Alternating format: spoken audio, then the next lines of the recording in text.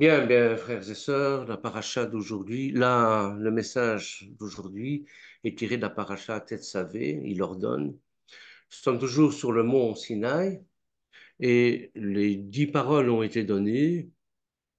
Tout le monde a accepté les 10 paroles, plus ou moins. Non, tout le monde a accepté d'un commun accord les 10 paroles. Et tout le monde a désigné Moshe en tant que leader. C'est important de le savoir, vous allez comprendre la semaine prochaine pourquoi. Et l'Éternel a donné cette perle qui sont les 10 paroles. Et lorsqu'on a un bijou, eh bien, il faut le mettre dans un écrin. Donc, qu'est-ce qu'il a fait? Il a demandé qu'on construise un lieu, un endroit pour mettre cet écrin où se trouverait le bijou. Et en même temps que lui serait présent au milieu de son peuple. Donc, il a donné des instructions pour la construction du Mishkan, construction du tabernacle. Et Moshe a pris ces instructions venant d'en haut et il a réalisé le Mishkan avec avec le bois, avec le fer, enfin pas le fer, le bois, les reins, l'or, l'argent, les tentures et ainsi de suite. Donc, tout a été réalisé dans cet ordre-là. Bon. Ici, dans notre paracha, le projecteur ne va plus se braquer sur Moshe, mais sur son frère Aaron. Aaron qui, lui, va entreprendre dans le service du temple ou dans le service du Mishkan la fonction la plus importante, c'est-à-dire le service pour l'Éternel. Et là aussi, le nouveau, eh bien, il va être choisi pour être l'intercesseur, pour être l'intermédiaire entre le peuple et Adonai et Hachem, entre le peuple et Dieu. Voilà. C'est-à-dire qu'on part de Moshe. Moshe, lui, a cette... c'est comme si l'homme n'avait pas péché. Voilà. L'homme primordial, Adam, etc. Donc, du point de vue de Moshe, c'est la théorie. Voilà. Disons que l'homme n'a pas péché. Mais s'il pêche, qu'est-ce qu'on fait? Eh bien là, c'est Aaron qui va prendre la suite en disant, si vous avez péché, voilà ce que vous devez faire. Et on verra ça plus en détail, bien sûr, dans le livre de Lévitique, qui est le livre des prêtres. Hein. Comment réparer la faute, comment réparer et comment se reconnecter à l'Éternel à travers le Mishkan, à travers les offrandes, et ainsi de suite. Et ça, c'est le domaine des prêtres. Ce sera donné dans le livre du Lévitique. Ici, la paracha, bon, avec moult détails, on va décrire ce qu'on, tous les habits du prêtre. C'est-à-dire que si on va au culte ou si on va au temple, on ne s'habille pas n'importe comment. On ne s'habille pas n'importe comment pour la bonne et simple raison que tous les ministères qui sont représentés dans une assemblée, eh bien, ce sont des ministères importants. Ce sont des ministères pour le service de l'Éternel et personne d'autre. Donc, on ne vient pas en jean, par exemple, à l'assemblée, faire un culte. Hein. Je vois très mal le pasteur ou bien le rabbin venir en jean. Le jean, c'est pas une tenue appropriée. Lorsque vous allez dans un hôpital, eh bien, vous voyez des gens en blouse blanche avec un costume bien spécifique de différentes couleurs en fonction de ce que vous devez faire, de la mission au sein de l'hôpital que vous devez faire. Mais d'office, vous savez que quand vous rencontrez, par exemple, une personne habillée en vert avec un tablier blanc, ben vous savez que c'est un médecin. Si vous voyez une personne en bleu avec un tablier, vous savez que c'est une infirmière.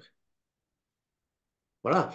Pareil pour l'armée. Bon, l'armée, ils ont un uniforme. C'est-à-dire qu'il représente un corps d'armée. Et si vous rencontrez dans la rue quelqu'un avec euh, un uniforme kaki, ben c'est l'armée de terre. Un uniforme bleu, c'est l'armée de l'air. Euh, un très bel uniforme qui est la marine. Donc, vous savez d'office, à partir de l'habit, la fonction qu'on occupe au sein d'un corps. Que ce soit l'hôpital, que ce soit l'armée, que ce soit la police, c'est pareil. Donc, l'Éternel va donner en quelque sorte ce qu'il va donner en quelque sorte ce qu'il la fonction que nous devons accomplir pour le servir, pour son ministère. Et s'il va s'agir évidemment des prêtres qui ne vont pas être habillés n'importe comment. Ils vont leur dire, si vous voulez être à mon service, et vous devez être à mon service, vous devez porter tel vêtement. Vous voyez, je vais faire un partage d'écran, ce sera nettement plus facile pour expliquer ce que je dis. Vous me dites si vous voyez quelque chose. Voilà. Est-ce que vous voyez quelque chose? Oui, Oui, oui. le vêtement du prêtre. Voilà, c'est ça. Ben, c'est-à-dire que euh, je trouve que c'est pas très heureux quand même comme image, mais j'en ai pas trouvé de plus belle. Donc, la paracha Tetzavé décrit les habits que les prêtres, les Kohanim, vont devoir porter durant le service au temple. Alors, vous avez plusieurs vêtements. Vous avez le kétonet, qui est la tunique de lin. Je vous expliquerai pourquoi le lin et pas une autre matière. C'est excessivement important. Les kikdasayim, qui sont les caleçons en lin, toujours le lin va revenir, hein, vous allez voir. Puis vous avez les mitznefet, qui est la coiffe, que vous voyez là, la coiffe, qui est aussi en partie en lin. Donc le lin est une matière qu'on va voir régulièrement revenir. Puis là, vous avez les avnettes, ça c'est la large ceinture que vous voyez là. Pourquoi une large ceinture? Ça aussi, je vais vous l'expliquer. Parce que tout cela, bien sûr, est plein de symboles, hein. Et nous ne pouvons entrer dans le mystère divin que par ce que nous connaissons. Et ce que nous connaissons, c'est ce que nous voyons, hein. Donc voilà. Et puis, vous avez, pour le grand prêtre, le Kohen Gadol, eh bien, vous avez l'éphod, c'est-à-dire le tablier tissé, pardon, en laine bleue. Pourquoi le bleu? Vous avez ensuite, enfin, il y a du bleu, il y a du rouge, il y a du pourpre, il y a des fils d'or, il y a du lin aussi dans ce tablier. Et puis vous avez le roshen. Le roshen, c'est le pectoral avec les 12 pierres précieuses au nom des 12 tribus d'Israël, que vous voyez ici. Vous voyez, si vous voyez mon petit curseur. Et puis vous avez le méril, qui, elle, est la robe dont le bord inférieur était tissé de clochettes. C'est-à-dire lorsque le grand prêtre à Kippour entrait dans le Saint de Saints, c'est la seule fois où l'entrait dans le Saint de Saints, d'abord il devait être pur. Et ensuite, parce que s'il n'était pas pur, il était foudroyé sur le champ. Et généralement, les prêtres lui mettaient une corde et lorsqu'il sortait, lorsqu'on entendait les clochettes, ça voulait dire que bon, ben, ça va, il avait fait l'expiation du peuple, donc il n'y avait pas de problème. Mais s'il était impur, bon, il mourrait. Donc il fallait ramener le corps et voilà. Et puis vous avez la huitième, parce qu'il y a 8 vêtements, le tzitz, qui est la plaque d'or sur laquelle était gravé le nom de l'Éternel et qui est placé sur le front du grand prêtre. Ensuite, la paracha va nous décrire les directives transmises par l'Éternel concernant l'intronisation d'Aaron et de ses 4 fils. On le verra un peu plus tard. hein, parce qu'il va y avoir lors de la dédicace, lors de la fête de l'inauguration, il va y avoir un drame avec Nadav, Avihu, Elazar, Itamar. Et en tant que prêtre, la construction de l'autel en or sur lequel sera brûlé les kétorets, c'est-à-dire les encens. Alors voyons un petit peu le vêtement du grand prêtre. Eh bien, comme je vous le disais, dans notre société aujourd'hui, l'habillement semble être fondé sur le désir personnel et les dernières tendances à la mode. Avec l'Éternel, c'est différent. Les choses sont conformes, planifiées, réfléchies, calculées. Il en est de même avec les vêtements du sacrificateur. Et nous sommes peut-être égaux devant les yeux de Dieu, mais dans le ministère, nous avons des différences qui doivent être marquées par des habits différents. C'est-à-dire, les meneurs de louanges doivent se vêtir, je prends un exemple, dans certaines confessions protestantes, hein, eh bien, vous avez des toges, hein, pour les meneurs de louanges. Si vous allez à la synagogue, vous verrez que le rabbin est habillé d'une certaine manière, différemment des autres, avec aussi une tiare, enfin, aussi un bonnet, avec le talit, et ainsi de suite. Donc, nous voyons que l'habit, on dit que l'habit ne fait pas le moine, c'est certain. Il y a plusieurs exemples qui pourront venir à l'esprit en disant, ouais, mais bon, euh, c'est pas parce on porte un col romain que tout de suite on n'est pas exempt de péché. Bien évidemment, le problème c'est pas ça. Le problème, ce sont les habits que l'on doit faire en fonction du ministère que nous exerçons dans une keïla ou dans une synagogue ou dans une église. Pourquoi? Eh bien, comme je vous le disais tout à l'heure, si on voit un militaire ou quelqu'un en blouse blanche, on sait d'office sa fonction. C'est le vêtement qui détermine qui on est dans l'endroit où on exerce. Donc, on ne porte pas n'importe quoi dans la maison du Seigneur. Généralement, enfin, surtout aujourd'hui, quand vous allez dans certaines assemblées, eh bien, vous ne savez plus qui est qui. Ça, c'est déjà une chose. Et puis, on a un mouton, je sais pas, entrer en short. Bon, quand vous allez dans un pays étranger et qu'on est obligé d'indiquer sur les églises, hein, tenue vestimentaire adéquate, parce qu'on a un montant aller en short dans une église, ou alors à moitié dénudé euh, dans une église. Or, je suis désolé, mais c'est pas l'endroit pour aller en maillot de bain, quoi. Bon, il y a la plage pour ça. Et alors, donc, on ne porte pas n'importe quoi dans la maison du Seigneur. C'est mon ressenti, évidemment. Mais si le Seigneur a imposé à Moshe et à Aaron un certain habillement, eh bien, nous devons respecter aussi, même au 23e siècle, au 21e siècle, eh bien, une décence, un snout, comme on dit en hébreu, une décence vis-à-vis de l'endroit, vis-à-vis de l'Éternel où pourrait résider Hachem.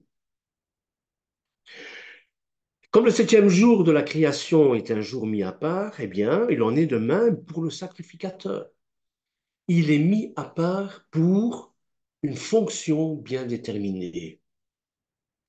Et le sacrificateur doit fonctionner obligatoirement selon certains codes. Et vous rencontrerez les mêmes codes que ceux du Mishkan. Vous verrez que l'habillement du grand prêtre correspond en tout point avec la structure du Mishkan. Vous voyez?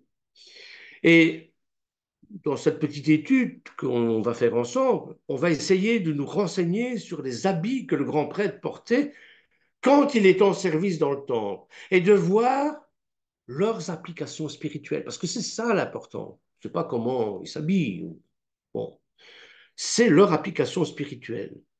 Que nous pouvons faire des vêtements de sacrificateurs. Et les gens portent des vêtements d'abord, pourquoi on porte des vêtements? Ben pour s'habiller, bien sûr. Pour ne pas courir tout nu. Vous allez me dire, parce qu'il fait froid dehors chez nous. Oui, en Afrique, il fait chaud. Mais il s'habille quand même. Pour garder une certaine dignité et une certaine pudeur. Vous voyez? Donc, en Genèse, versets 3 à 7, il nous explique pourquoi on est obligé de s'habiller. Dans le cas du sacrificateur, eh bien, les vêtements, les habits, étaient d'abord réalisés pour la gloire et la beauté de l'Éternel. C'est un des principaux motifs. La gloire et la beauté. Et c'est dans, en Exode, en Shemot, au chapitre 28, verset 2, hein, qu'il nous dit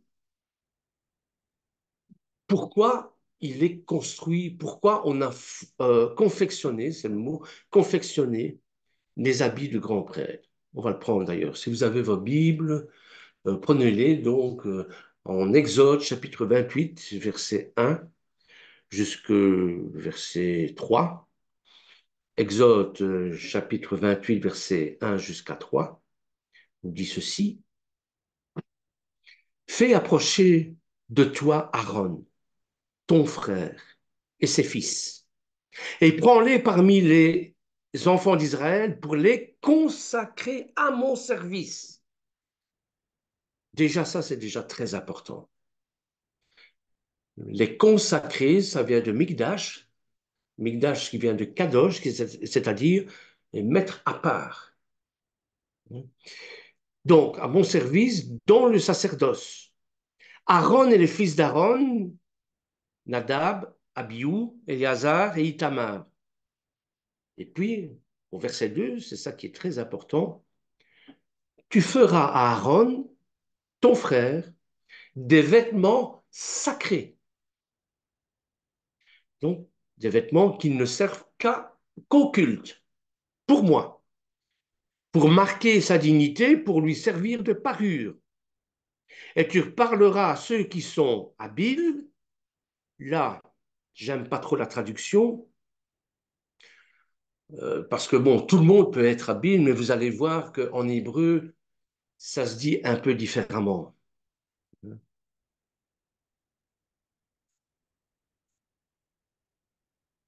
Euh, Ça se dit un peu différemment.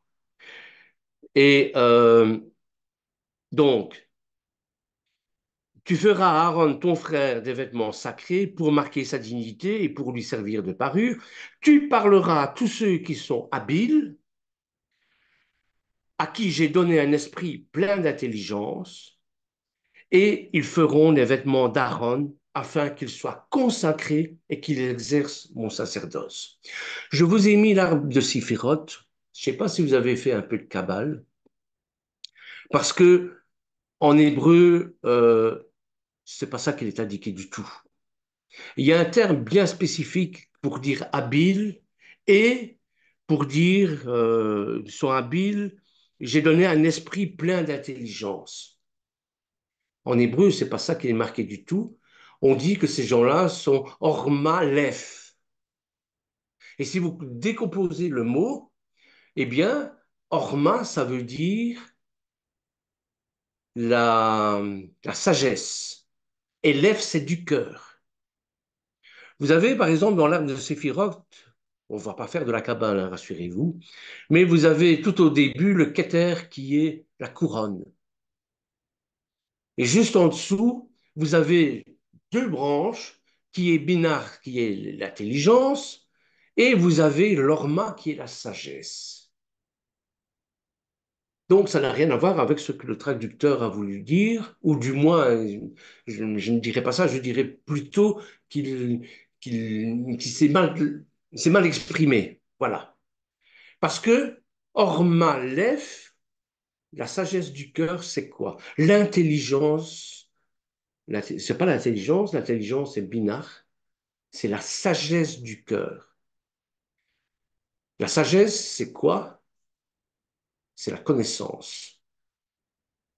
C'est la connaissance. Et l'Ef, c'est la connaissance du cœur, c'est-à-dire que chez les Hébreux, dans la pensée thoraïque, le cœur, c'est l'endroit où on connaît Dieu.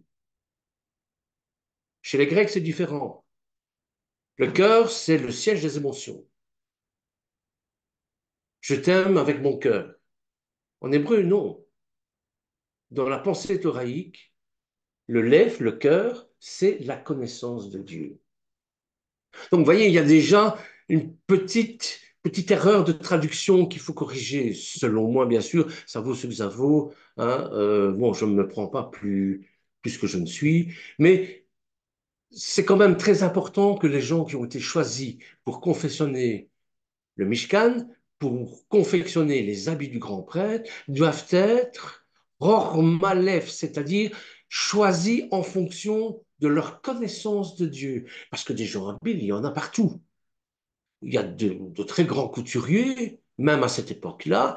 Il y a des gens très habiles, mais s'ils ne sont pas au Seigneur, s'ils ne sont pas Ror Malef, s'ils ne sont pas dans la connaissance de Dieu, eh bien, l'Éternel n'a pas besoin de ces gens-là.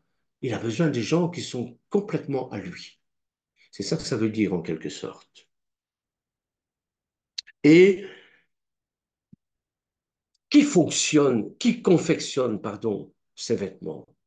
Eh bien, généralement, et c'est toujours comme ça, ce sont les femmes. Vous allez me dire, il y a des hommes aussi qui sont de très grands stylistes, des très grands couturiers. Oui, c'est vrai.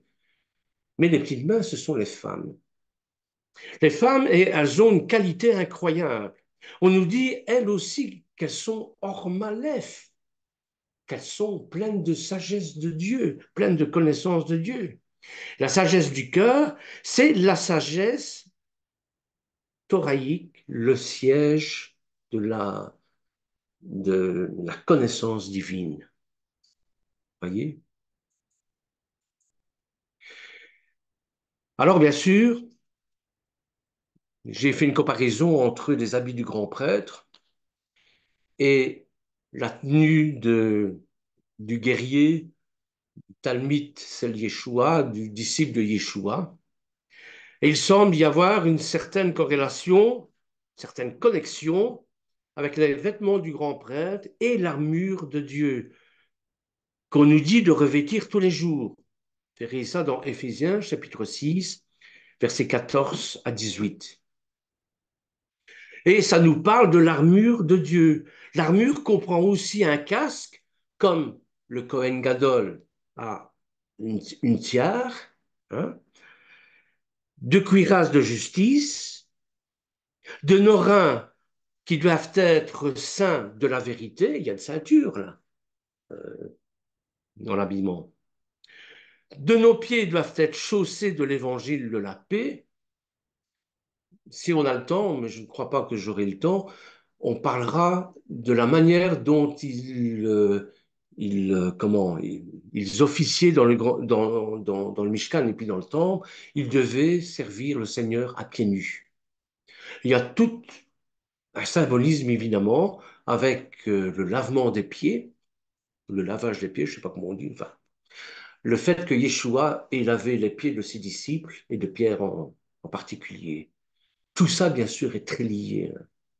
Et bon, donc, l'armure comprend donc tout ça, un casque, le casque du salut, la cuirasse de justice, nos reins qui doivent être saints de la vérité, nos pieds doivent être chaussés d'évangile de la paix, nous devons revêtir l'épée de l'esprit, qui est la parole de Dieu, et le bouclier de la foi. Et on nous dit de prier sans cesse avec une entière persévérance, fidélité, et des supplications. On demande sincèrement et humblement.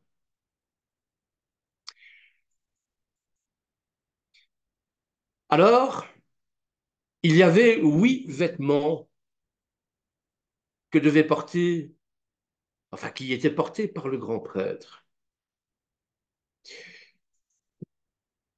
La seule exception, donc toute l'année, il portait ces vêtements-là. La seule exception était le jour de l'expiation, Yom Kippour, où le grand prêtre portait des vêtements de lin blanc avant de se revêtir des habits royaux. Les habits royaux qui sont de couleur rouge, cramoisi, bleu aussi. Et les 4 vêtements de base devaient être blancs. Vous aviez le caleçon, vous avez la tunique, la ceinture et le turban. Ça, c'était le lin. Les 4 vêtements de couleur étaient de robe bleue. Vous avez les fautes aussi avec la ceinture singulière, le pectoral et la mitre d'or. L'or pur, l'or qui est presque transparent. L'or pur parce que bon, il ne faut pas qu'il y ait d'alliage. L'or jaune que nous connaissons, c'est parce qu'il y a un alliage dedans. Mais eux, ils étaient obligés d'avoir de l'or pur, qui est presque transparent. Sahaf Taor en hébreu. Yerushalayim Shel Sahaf. Une très belle chanson, souvenez-vous. Eh bien, c'est ça. Donc, à l'exception du caleçon, tous les autres vêtements sont totalement ou partiellement visibles au vu de l'œil du spectateur. Comme je vous le disais, c'est pour refléter la gloire de l'Éternel. Il faut que ça se voie. Les vêtements du grand prêtre montrent la gloire de Dieu. Et pour illustrer ça, j'ai pris le psaume 93, verset 1, où il nous dit, c'est une très belle chanson, je crois que Joël nous la chante bien, et Thérèse aussi, souvent d'ailleurs. Hein. L'Éternel règne, il est majestueux, l'Éternel est revêtu, il est saint de force, aussi le monde est ferme, il ne chancelle pas. C'est dans le psaume, chapitre 93, verset 1. Nous voyons le nombre 4 revenir souvent. 8 vêtements, 4 par 4. Le nombre 4 va survient dans les Écritures telles que les 4 créatures vivantes, les 4 rubans bleus, les 4 couvertures pour le tabernacle. Le 4, c'est la lettre d'Aleph, c'est une porte. Et c'est une porte qui débouche sur l'éternité lorsqu'elle est reproduite. 4 plus 4, ça fait 8. Le monde a été créé en 6 jours. Le 7e, c'est le repos. Le 8e, c'est une autre dimension qui s'ouvre. On verra ça avec la dédicace du temple, du Mishkan, où Avav et Abiyou vont être foudroyés. On verra ça. D'ailleurs, le 8, en chiffre arabe, si vous le retournez, eh bien, vous avez l'infini. Et c'est la raison pour laquelle on a circoncis les jeunes garçons le 8e jour. C'est la raison pour laquelle aussi, à Sukkot, le 8e jour, il y a eu aussi cette attaque du Hamas, parce que c'est le moment le plus solennel de la fête, et c'est là d'ailleurs, bon, dans les synagogues, dans la soukha, il n'y a rien, il n'y a plus rien, parce qu'on est dans une autre dimension. Et spirituellement, le Hamas, vous savez très bien. Et c'est pour ça qu'ils ont attaqué à ce moment-là, pour détruire le plan de Dieu. Alors la signification du 8, ben, c'est qu'il s'agit du nombre de la résurrection, de la régénération, des nouveaux départs, du recommencement. L'organisation du tabernacle, c'est une autre dimension, c'est celle de l'éternité. La circoncision a un rapport avec l'éternité aussi. Quand Abraham s'est fait circoncire, c'est pour produire, c'est pour procréer, c'est pour avoir des enfants, c'est pour avoir une multitude de nations qui vont sortir de lui. du point de vue spirituel. Avec la mise en place du tabernacle et la consécration du sacerdoce, Israël commence une autre phase ou période de son développement dans le plan de Dieu. C'est ça que ça veut dire. Donc, pour résumer, vous avez 8 vêtements, hein. Vous avez la tunique de lin, les kétonettes, les miknassim, le caleçon de lin, mishnéphed, la coiffe de lin, avnet, la large ceinture en tissu, l'éphod, le templier tissé, en laine bleue, pourpre, rouge, en lin et fil d'or, le rochem qui est le pectoral avec 12 pierres précieuses au nom des 12 tribus, le méril qui est la robe avec des clochettes sur le bord, le tis, la plaque d'or où il est indiqué Hachem sur le front. Ah, j'ai été trop loin. Alors, on va voir les habits du grand prêtre ordinaire, du grand prêtre à Kippour. Le prêtre ordinaire portait, comme je vous l'ai dit, 4 vêtements qui étaient du même type que les vêtements du grand prêtre. Là, ici sur votre droite, sur l'écran, c'est le prêtre ordinaire. Les prêtres qui ne sont que de la caste des Lévites. Donc, personne d'autre ne pouvait être prêtre, sinon que eux. Voulu par l'Éternel, hein, ce n'est pas un choix populaire. Donc, les prêtres ordinaires portaient 4 vêtements qui étaient du même type que les vêtements blancs du grand prêtre, et le grand prêtre portait des vêtements blancs sacrés le jour de l'expiation. On verra ça dans le Lévitique au chapitre 16. Ils sont la tunique ou la chemise, hein, la ceinture, le turban ou la tiare et les caleçons de lin. Vous verrez ça dans Exode, donc Shemot, au chapitre 28, versets 40 à 42. On est toujours dans le tête savé ici, hein. Alors, certains auteurs estiment que les vêtements blancs du grand prêtre étaient plus ornés et plus beaux que les vêtements blancs du sacrificateur ordinaire, ce qui est tout à fait normal.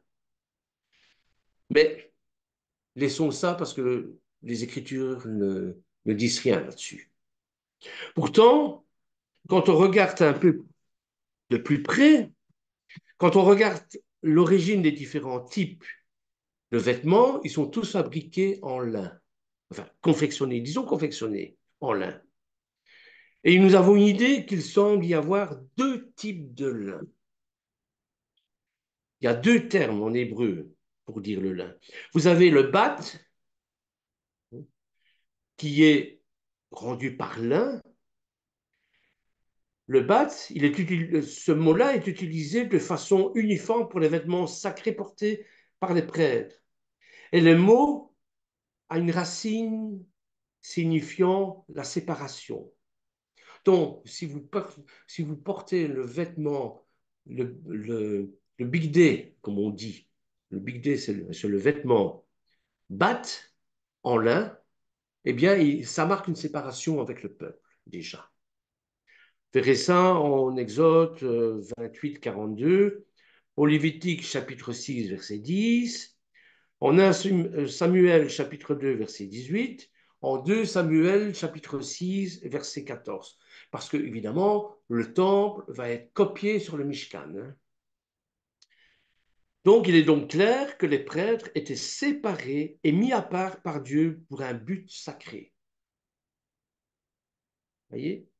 Et dans Lévitique, au chapitre 16, verset 23, nous voyons que cette référence de bat est utilisée pour les vêtements du grand prêtre le jour de l'expiation aussi. Lévitique, chapitre 16, verset 23, nous dit ceci. Aaron entra dans la tente d'assignation. Il quitta les vêtements de lin qu'il avait mis en entrant dans le sanctuaire et il les déposa là. C'est-à-dire que on ne va pas en ville faire des courses avec ces vêtements auxquels on a servi dans le temple, où on a servi dans le Mishkan. Vous voyez? C'est pour ça qu'il y a une question de séparation aussi. Et puis, il y a un autre vêtement en lin, et ça, c'est excessivement important, ça, qu'on appelle le shesh, qui est rendu par le fin lin. Et parfois, on accepte la traduction de soie. C'est comme de la soie.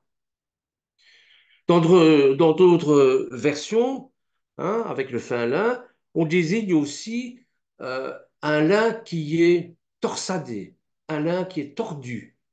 On appelle ça le lin retors. Je ne suis pas styliste, hein, je ne sais pas très bien ce que ça veut dire, mais bon, ceux qui ont fait un peu de couture me pardonnera déjà, hein.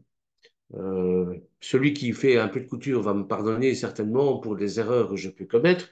Mais voilà, il y a deux termes.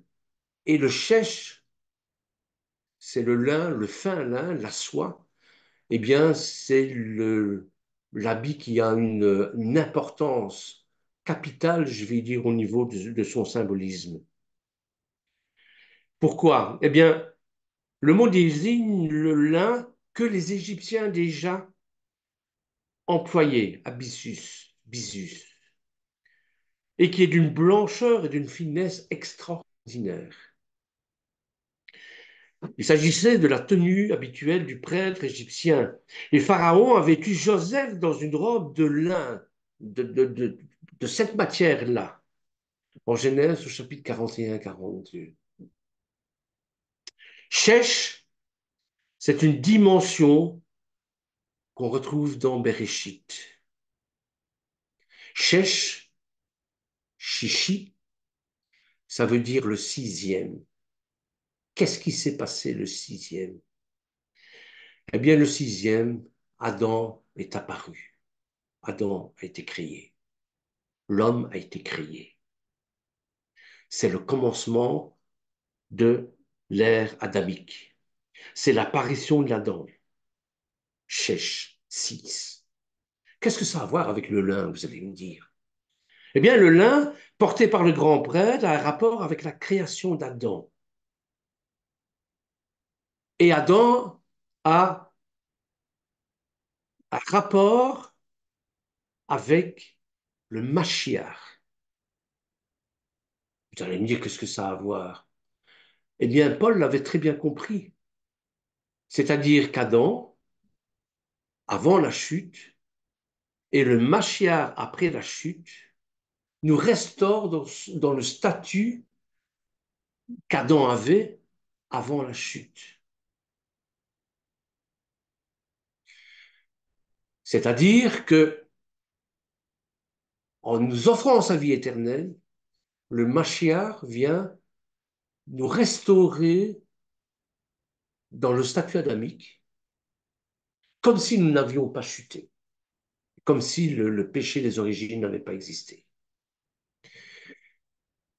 Et dans 1 Corinthiens chapitre 15, verset 44, regardez ce qu'il nous dit. C'est extraordinaire.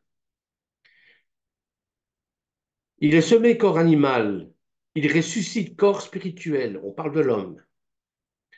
S'il y a un corps animal, il y a un corps spirituel. C'est pourquoi il est écrit le premier homme, Adam, devint une âme vivante. Le dernier Adam, ou le second Adam, ça dépend des traductions, est devenu un esprit vivifiant. Mais ce qui est spirituel n'est pas le premier, c'est ce qui est animal qui est le premier. Ce qui est spirituel vient ensuite. Le premier homme tiré de la terre est terrestre. Le second homme est du ciel. Et nous savons très bien que Adam venait du ciel, que Eretz la terre, la création de la terre, la création de l'univers, etc., c'est d'abord une création spirituelle, puisqu'il y a eu une séparation, souvenez-vous, à Bereshit, du monde matériel et du monde spirituel, par le Vav. Je reviendrai avec le Vav, justement avec le Shesh aussi. C'est excessivement important. Donc, le sacrificateur fonctionne sur le mode de la création d'Adam. Voyez, Adam est conçu le jour du fin lin. Et le fin lin nous rappelle ça. C'est ce jour-là qui va définir toute la structure d'Adam. Et les prêtres et Yeshua, car c'est le second Adam, eh bien, ils vont avoir la même structure que le fin lin. C'est bien, c'est pas facile à comprendre. Et je vous l'ai dit, les habits du prêtre, c'est plein de symboles. Et des symboles importants pour comprendre la création. Quand le sacrificateur revêt sa tunique de lin, le shesh, eh bien, il est semblable à Yeshua. Il est semblable au Mishkan. Il est semblable au sixième jour de la création d'Adam. Le shesh correspond à la lettre Vav en hébreu. On va faire un petit peu d'hébreu sommairement, hein. Et le lien éternel, c'est une lettre qui a quelque chose d'exceptionnel, car elle a une dimension de lien divin entre la terre et le ciel. Quand Dieu dit qu'il sépare les eaux d'en haut, les eaux d'en bas, eh bien, ça se marque par le Vaf qui, dans l'alphabet hébraïque. Deux Vaf, parce que la valeur numérique du Vaf, c'est 6. Deux Vaf, ça fait 12. 6, pourquoi 6? Ben, le sixième zou, Shesh. Vous voyez? Il y a un lien éternel avec ce Vaf. Quand je dis un lien éternel, c'est parce qu'à certains moments, l'éternité, c'est un temps biblique. L'éternité, il n'y a pas de commencement, il n'y a pas de fin. Il n'y a pas de présent, il n'y a pas de futur, il n'y a pas de passé. Et le vaf, ce qu'on appelle, si vous avez fait un petit peu d'hébreu, le vaf conversif, c'est un vaf qui est extraordinaire dans le sens où vous pouvez traduire dans la pensée thoraïque, vous pouvez avoir cette pensée thoraïque-là, soit du passé, soit du futur, et retourner au passé et revenir au futur. Il n'y a plus de temps. Ça, c'est fondamental avec le VAF conversif. Et généralement, on a difficile à traduire, parce que bon, on peut le traduire comme un passé ou comme un futur. Il n'y a pas de présent en hébreu, hein. Il n'y a que des futurs rapprochés ou des passés futuristes, si je peux m'exprimer comme ça. Bon, vous comprenez ce que je voulais dire, ce que je veux dire. Est-ce que vous vous rendez compte de la force créatrice de cette petite lettre, le VAF? Et quand le VAF est doublé, ça fait 12. Le prêtre doit refléter la lumière de Dieu et la loi à la planète tout entière. Vous êtes la lumière du monde. Vous êtes le Mishkan. Le Mishkan qui est terrestre, le prêtre qui est terrestre, la lumière qui inonde le monde entier. Et même la robe du sacrificateur devait avoir la pure qualité réfléchissante, la blancheur, la lumière. Donc c'est un type de lin avec lequel les rideaux du tabernacle étaient confectionnés aussi. Vous verrez ça au Shemot, chapitre 26, verset 1. C'est également le lin qui a été utilisé pour fabriquer les vêtements royaux du grand prêtre et les vêtements de ses fils. En Exode, chapitre 39, verset 27, on nous dit: on fit des tuniques de lin, de fin lin, donc de chèche, de fin lin tissé pour Aaron et pour ses fils. Voyez, Barer Elohim, vous ferez ceci pour moi. Pour moi. C'est pas pour quelqu'un d'autre. C'est pour le service de l'Éternel. Les églises, les ministères dans les églises sont créés pour le service de l'Éternel.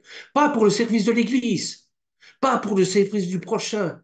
Ensemble, oui, nous devons œuvrer pour l'Éternel. Ça, oui. Mais c'est pour la gloire de Dieu que nous faisons ça.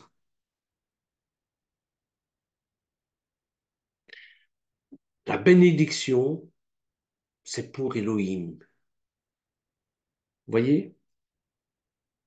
Quel que soit le ministère où vous vous occupez, que vous occupez, c'est pour servir Elohim, pas l'Église, pas les frères, mais pour servir le maître de l'univers. Beaucoup, beaucoup, beaucoup d'églises, de Kehilot, ont oublié ça. On est plein de zèle pour l'Éternel, on construit une église, mais est-ce que c'est sa volonté? Et si on construit une église, oui, c'est pour se rassembler, bien sûr, mais pour louer l'Éternel. Pas pour le but de se rassembler, ça, il y a des associations, il y a des clubs, clubs de billard, clubs de poker, clubs de ci, tous les clubs que vous voulez, hein. Non, là, c'est différent. C'est pour servir l'Éternel. Le Shesh, c'est le mystère, c'est un mystère, le Shesh. Je devrais même dire, c'est un ministère, pas un mystère, le ministère du Shesh. Il faut que le grand prêtre soit connecté et que ceux qui confectionnent les habits soient connectés. Rormalef, Bethsalem, par exemple, déjà de par son nom, l'Éternel l'avait choisi, enfin avait demandé à Moshe de le choisir. Pourquoi? Mais parce qu'il était Rormalef. Il était plein de connaissances de Dieu. Son cœur était tourné vers l'Éternel. Le but de tous les ministères dans les églises, eh bien, c'est servir l'Éternel. Je le répète, c'est tellement important. Shesh, c'est quoi, Shesh? Comment ça s'écrit, Shesh? Eh bien, par deux chines. La valeur d'un shin, c'est 300. Regardez bien, on va faire un petit peu de gematria. Et après, je ne vous laisse tranquille avec ça parce que je sais bien que ce n'est pas facile. La valeur de shin, c'est 300. Deux shin, ça fait 600. Et si vous avez un vav au milieu, eh bien, c'est la valeur 6. Donc, c'est 606. 6 plus 6, ça fait 12. Quand on entre dans le lieu saint, qu'est-ce qu'on voit? Quand on entre dans le lieu saint, le Mishkan est éclairé par quelque chose d'extraordinaire. Il est éclairé par, par ceci, par le candélabre, par la menorah, dont on a eu les instructions comment la construire, cette menorah. Voyez? Eh bien, regardez, quand on voit cette menorah, qu'est-ce qu'on voit à gauche, qu'est-ce qu'on voit à droite? Eh bien, on voit trois bougies à gauche et à droite, et au centre, le faf. C'est-à-dire, 3 plus 3, ça fait 6. Voyez? Shesh à gauche, Shesh à droite, et au milieu, le shamash. Tiens, shamash, ça commence par un shin aussi, qui est un vaf. Pour moi, ça ressemble à un vaf. C'est ça que je vois en tout cas. À gauche et à droite, la menorah nous fait voir le jour de la création, le sixième jour. C'est ça pour moi, ça représente. Donc nous devons nous efforcer juste en tout temps, d'être juste en tout temps. Le lin blanc, est mentionné dans l'Apocalypse au chapitre 19, verset 8. Comme les œuvres justes des saints et les prêtres qui ne portaient pas leurs vêtements sacerdotaux, lorsqu'ils étaient en service dans le temple, encouraient de un la culpabilité et de deux la mort. Dans Exode, chapitre 28, verset 35. Et la même chose est vraie pour nous. Dieu a mis en place un plan parfait, car il sait que nous ne sommes pas encore parfaits, nous. Mais heureusement qu'il y a son Fils qui est là et qui, par son sacrifice, eh bien, nous rend juges devant les yeux de Dieu. Donc, il sait que nous ne sommes pas encore parfaits. Et Dieu a pourvu le sacrifice parfait, acceptable du Mashiach pour nous ramener à lui. Lorsqu'il est mort sur la croix, les tentures du temple se sont brisées en deux, laissant pour moi le passage ouvert vers le Gan Eden. Ce passage qui avait été par les chérubins fermé et protégé par les chérubins avec des épées de feu, souvenez-vous, mon Béréchit. Donc, Dieu a pourvu ce sacrifice parfait. Et lors de notre repentir et de notre baptême, nous recevons la Roua HaKodesh qui va nous conduire dans toute la vérité. C'est dans Jean chapitre 14, verset 26. Cependant, lorsque nous péchons, parce que ça ne nous empêche pas de pécher, hein, faut pas croire qu'on est à l'abri de tout. Hein.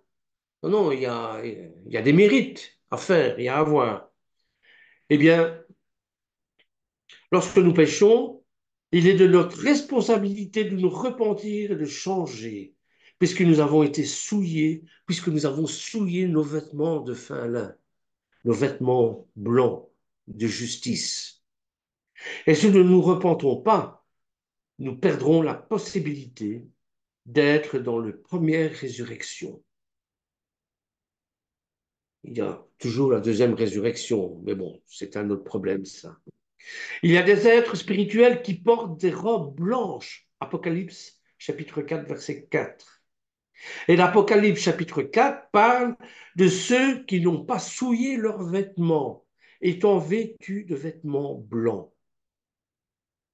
Dans l'Apocalypse au chapitre 7, on parle de la grande multitude, et Erephrav, qui sont revêtus de robes blanches, ayant lavé leurs robes et les ayant blanchis dans le sang de l'agneau. C'est à ça que ça sert, le sacrifice de Yeshua. Dans l'Apocalypse, chapitre 7, verset 14. Et ceux qui ont été martyrisés à cause de leur foi, bien sûr, reçoivent une robe blanche. Apocalypse, verset 6, chapitre 6, verset 11. Ceux qui se sont qualifiés sont à la première résurrection, ont reçu ou recevront une robe blanche. Apocalypse, verset 3, verset 5. Donc, cette robe de lin, ce chèche, est partout dans la Bible. Elohim a donné un esprit de sagesse à ceux qui étaient habiles dans le confectionnement, ça se dit ça, dans la confection des tentures pour le Mishkan et pour confectionner les habits de grands prêtres et des prêtres.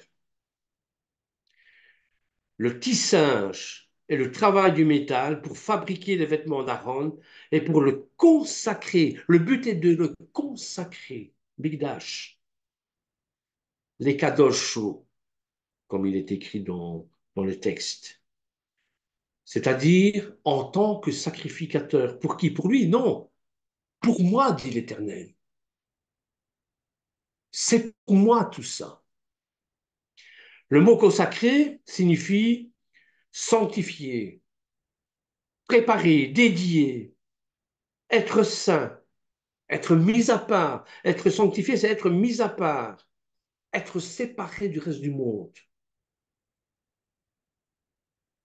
Kadash, c'est le mot. Kadosh, Kadash qui a donné Kadosh, qui a donné Migdash, qui a donné Kiddush. Hein, c'est tous des mots qui signifient une mise à part de quelque chose, qu'on a traduit par sainteté, évidemment, et qui est synonyme dans la tête des chrétiens. La sainteté, c'est la pureté, mais non, ça n'a rien à voir. Ça n'a rien à voir. Le Kadash, c'est une mise à part. Donc, le Kadash, c'est rendre propre, déclarer propre, rendre sacré, dédié, purifier, se nettoyer, consacrer à Dieu. C'est se consacrer à Dieu.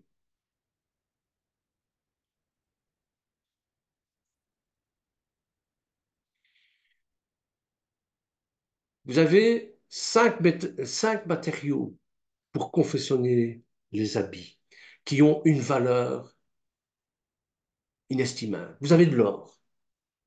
L'or, bon, ben, comme nous l'avons dit, l'or pur pour le Mishkan, pour la menorah, certains ustensiles en or pur, parce que c'est un, un matériau inaltérable.